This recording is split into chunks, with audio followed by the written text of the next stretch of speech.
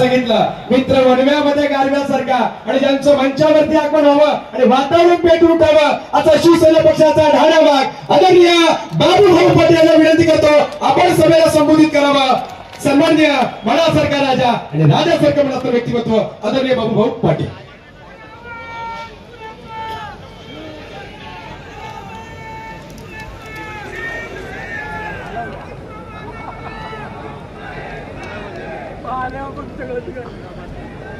अखंड महाराष्ट्राचं आराध्य दैवत छत्रपती शिवराय यांना वंदन करून त्याचबरोबर आपल्या महाविकास आघाडीचे उमेदवार सत्यशील दादा शिरकर आणि आदरणीय सर्व स्टेजवरील प्रमुख पदाधिकारी, तर यायला थोडा उशीर झालेला नक्की कुठलं पण भर नक्की काढून घेऊ. काही अडचणी होत्या, काही अडचणी आहेत. आता त्या माझ्या स्वार्थाच्या किंवा माझ्या व्यक्तिगत आयुष्याच्या अडचणी नाही, सर्वसामान्य लोकांसाठी जे काही केलंय, ज्या लोकांनी मला काही मदत केली, मग त्या सगळ्यांनाच कन्व्हिन्स करणं, त्यांना सगळ्यांना समजून सांगणं.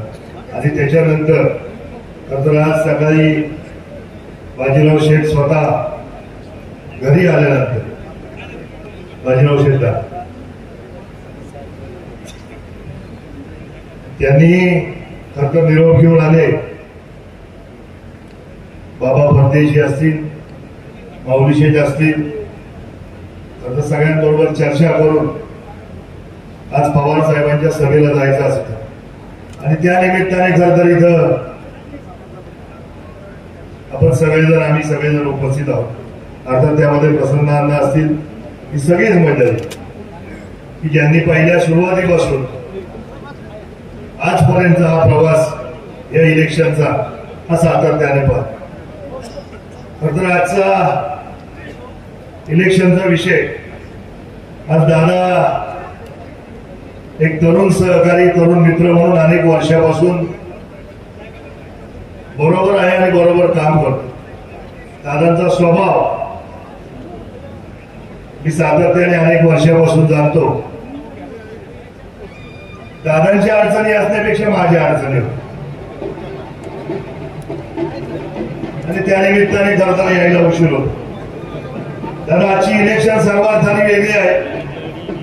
सर्वार्थाने वेगळी इलेक्शन होत असताना आज तरुणाई आपल्याकडे मोठ्या आशेने बघते, सर्वसामान्य माणूस मोठ्या आशेने बघतो. विनंती आपल्याला सगळ्यांच्या माध्यमातून एवढीच आहे, आमच्या पक्षाच्या माध्यमातून एवढीच आहे, तुम्ही काही वेगळं कधी मानलं नाही आम्हाला, परंतु इथून पुढे तो जो पक्षाच्या संदर्भातला आमचा विषय आहे तो मात्र आपण सिरियसली घेऊ.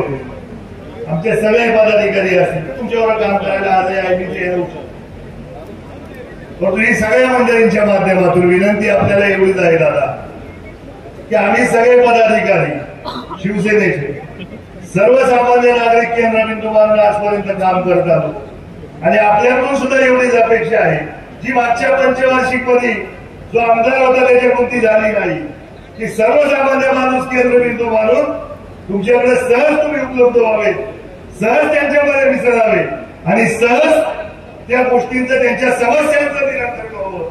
हा एवढी एकच विनंती या स्टेटच्या माध्यमातून तुमच्याकडे मी करतो. कारण गेल्या पंचवार्षिकला मी पाहिलं, मला एक रस्ता करायला जर आडवा येत असतं, हा माझी आमदार आता माझीच म्हणायला पाहिजे, माझी झालंच आहे, तुम्हाला आज करतो. एका रस्त्यासाठी या माणसाने आम्हाला 10,000 वेळा हेल्पारे मारायला लागले, 2-2 केस एखाद्या गोष्टीसाठी माझ्या अंगावर घ्याव्या लागल्या. माझ्यावर खोटी केस करत असताना माझ्या कार्यकर्त्यांनी तिथे जाऊन जाब विचारायचा प्रयत्न केला. 200 रुपयाचा गुन्हा टाकला. 200 दरोडा 200 रुपयाचा असतो का? पण प्रशासन यांनी वाटवलं, प्रशासन यांनी यांच्या पद्धतीने झुकवलं आणि माझ्या कार्यकर्त्यांवर 200 रुपयाचा गुन्हा. आणि या सगळ्या गोष्टींचा या इलेक्शन मध्ये आम्ही सगळे नारायणगावकर मंडळी या जाब विचारल्याशिवाय यांना धडा शिकवल्याशिवाय राहणार नाही हे तुम्हाला आज सांगतो. अनेक गोष्टी आहेत बोलण्यासारख्या. स्टेजवर मंडळी भरपूर आहेत. विनंती आपल्या सगळ्यांना एवढीच आहे, आता जर मैदानात उतरलोच आहे तर तो विजयी होऊनच बाहेर यायचंय. पुन्हा एकदा दादांना मनापासूनच्या शुभेच्छा व्यक्त करतो आणि आपल्या सर्व मान्यवरांचा आभार मानतो. थांबतो. जय हिंद, जय महाराष्ट्र, जय शिवराय.